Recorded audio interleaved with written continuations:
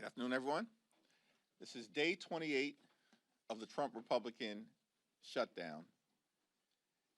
And Democrats continue to make clear that we will sit down with our Republican colleagues anytime, any place, here at the Capitol or back at the White House in order to reopen the government, enact a bipartisan spending agreement that actually meets the needs of the American people, and address the health care crisis that Republicans have caused that is devastating people all across the country, in working class America, rural America, urban America, small town America, the heartland of America, and black and brown communities throughout America, particularly at this point, given the Republican refusal to extend the Affordable Care Act tax credits.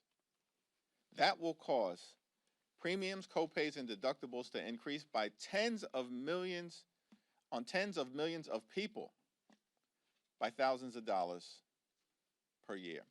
At the same time, Republicans are now threatening to weaponize hunger against the American people and withhold funding for nutritional assistance for children and seniors and veterans and women. This is on top of the fact that in the one big ugly bill that Republicans passed in July, in addition to a nearly $1 trillion cut to Medicaid, Republicans enacted the largest cut to SNAP in American history, a $186 billion cut. They ripped food from the mouths of children, seniors, veterans, women, and families in order to provide massive tax breaks to their billionaire donors. It's completely and totally unacceptable. And on top of that, now they're threatening to withhold funding that the Trump administration has in a contingency fund in ways that will deprive everyday, hard-working American taxpayers of the nutritional assistance they need to put food on the table. It's now my honor to yield to the top Democrat on the Appropriations Committee, Congresswoman Rosa DeLauro. Thank you. Thank you so much, Mr. Leader, for convening this press event today and on this particular issue, which is really so critical. And I want to say a thank you to my colleague, Angie Craig, and as the ranking member on agriculture. Thank you for your expertise. Thank you for your leadership on this very, very critical issue that we're talking about today. I want to start by making one thing abundantly clear. What President Trump is doing on the hunger issue and on the nutrition issue is immoral.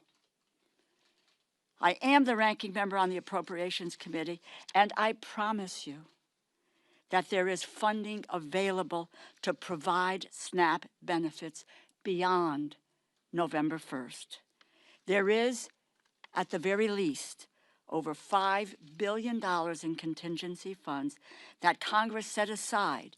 Congress, Democrats and Republicans, set aside explicitly to pay out SNAP benefits in the event of some unforeseen circumstances, like President Trump's shutdown. They are, in fact, by doing this, in violation of the Empowerment Control Act of 1974. The contingency funding that we set aside for SNAP is not optional spending. It is required by the law. We appropriated that money for this purpose. The White House must spend it, and what they are doing right now, blocking these funds from going out, is illegal. As a matter of fact, on October 1st, they took $750 million from this fund to deal with paying benefits in Puerto Rico and providing administrative costs to other states. So they acknowledge that this fund can be used. in order to deal with SNAP benefits. There was nothing stopping the Trump administration from making sure that every single one of the 42 million Americans, 16 million children, 8 million seniors, 4 million people with disabilities, 1.2 million veterans received nutrition assistance in November. And we are at a cost of living crisis with skyrocketing food costs. And President Trump is doing right now is using the fear that so many working people have about where their next meal is coming from as a political bargaining chip. Does anyone actually believe for 1 second that if President Trump really wanted to cover the SNAP benefits, they would not be able to find the money? When he wanted to bail out his buddy in Argentina, they found $40 billion. When he wanted to build a new ballroom to host his billionaire donors, they found $350 million. They found the money. When he wanted to make sure his Homeland Security Secretary could fly in style on 2 new luxury private jets, they found the money, $172 million. But now, when it comes to making sure hungry families can put food on the table, all of a sudden, they can't find the money. And what it costs us every month is $8 billion. And I saw the Secretary, Rollins, this afternoon saying it's at 9.2. I'm trying to find out where she got that number. It's $8 billion to cover SNAP dollars. Is that right, Angie? That's right. Angie knows these numbers by heart. She's now talking about 9.2. False. And that there is no, they have, with the snap of a finger, that money can be released and get to people who need it. So if there's between $5 and $6 billion, we may be $2 billion short, but that's enough to get us into November until what we're doing, and then we can look to deal with the rest of it. The Trump administration is more than happy to cut backroom deals. They want to dole favors out to the highest bidders. It's a shame that 16 million children who rely on SNAP benefits did not shell out a hefty donation to the president's inaugural fund. But they're only kids, after all. House Republicans are still on vacation. We have not voted on any legislation in over a month. But if they were here, I doubt that they would object to the president's decision, not just because they are too cowardly to stand up to him under any circumstances, but because decimating food stamps, its food stamps, is what they have wanted all along. Their big, beautiful bill, as the leader has pointed out, and his signature piece of legislation slashes SNAP funding by $189 billion. That will strip 22 million Americans of some or all of their nutrition assistance over 10 years. Let me just conclude by saying to you that does anybody believe there is a shortage of food in the United States of America? Anyone who believes that? No. We have an abundance of food here in this country. And the president is required by law to use the remaining money in the contingency fund that Congress appropriated. It's not up for debate. He has the broad authority to transfer funds beyond that to cover the program. If he does not do so, it is because he chooses to not do it. It may be because they don't care about feeding hungry families. I don't deal with food insecurity as a phrase. This is about hungry people. People going hungry in the United States when we have an abundance of food in this country. This is not a game, it's people's lives. We're the wealthiest nation in the world, as I said, with the abundance of food, and no one, not an adult, not a child, not a senior, not a veteran, should go hungry in the United States. Under President Trump and Republicans' failed leadership, it is just one crisis after another. Open enrollment for health insurance begins in 4 days. They have not addressed the health care crisis they created.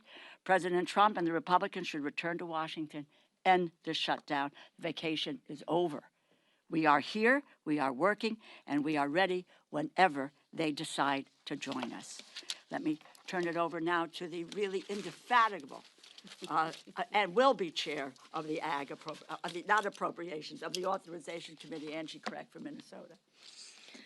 Well, thank you so much, Rosa, and thank you, Leader Jeffries. We are here today because President Trump and Secretary Brooke Rollins have chosen to take food away from 42 million Americans.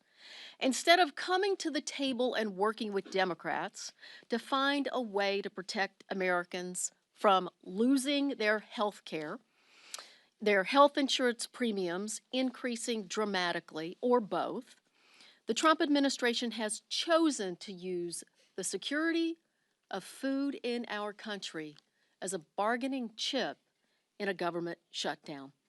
The president can't even be bothered to be in the country while Americans line up at food shelves across our nation.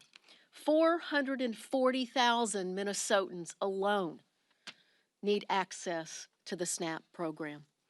The Trump administration has the appropriated funds and legal authority to fully fund SNAP in November, plain and simple. They are refusing to follow the law, and they are cutting food assistance when there are ample funds available, over $5 billion in the SNAP contingency fund, and they have the legal statutory transfer authority to fund the rest. If the president wanted to help feed hungry Americans, he would. He's shown us that. He does whatever the hell he wants to, whether it's legal or not. This is not only legal, but it is the right thing to do. But his actions have shown a callous disregard for America's seniors, veterans, and families with children. Earlier this year, he canceled food orders to food banks, stopping $500 million worth of food from reaching people in need. Food that our family farmers across this nation have grown. Food that they counted on being able to sell to the nation's food banks. The Republicans' one and only priority this Congress has been the big ugly bill, which not only cut health care by $1 trillion, but also cut SNAP by $186 billion, a frontal assault on our most effective basic need food assistance program to help vulnerable members of our community who rely on it to keep food on the table.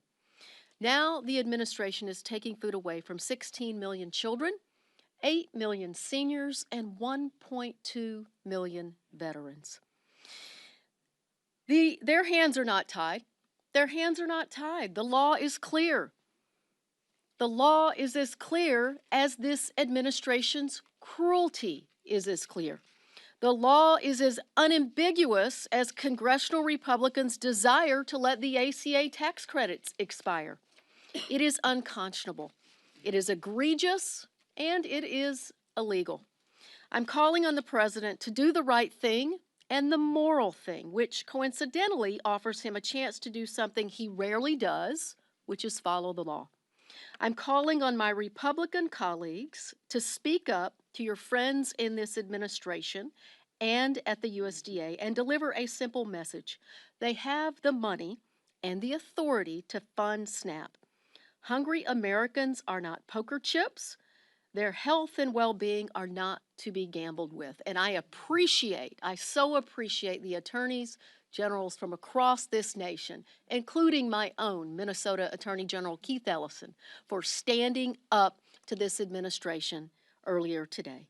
Stop playing politics with America's hungry children, veterans, the disabled, seniors.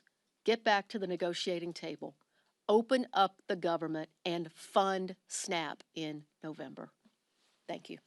Connecticut joined that suit too, so excited to be with you.